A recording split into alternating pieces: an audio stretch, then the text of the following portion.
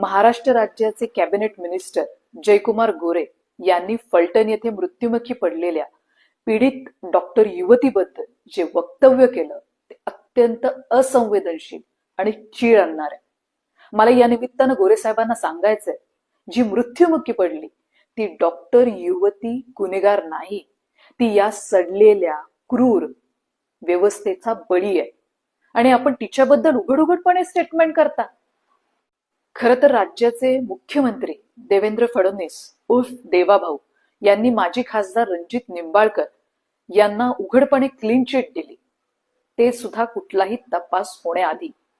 आणि ही clean chit दिल्यापासून गोरेंसारखे मंत्री त्या युवतीचं चारित्र्यहनन करत आहे हे ठरवून केलं जात आहे.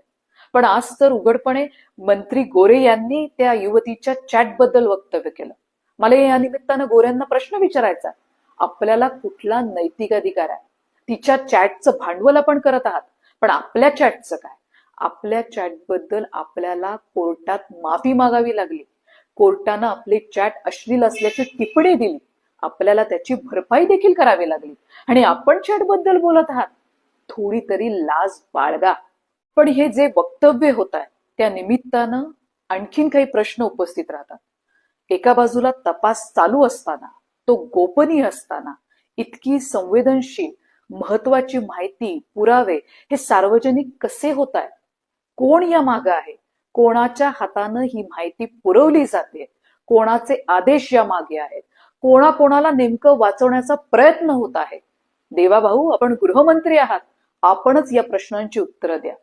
आपण जर क्लीन चिट देत असाल, जे संशयित आहेत त्यांना पाठीशी घालत असाल, आपले मंत्री जर पुरावे उघड करत असतील, तर देवाभाऊ, मला या निमित्तानं प्रश्न विचारायचा आहे, कायदा सुव्यवस्थेवर सामान्य जनतेचा विश्वास राहील का?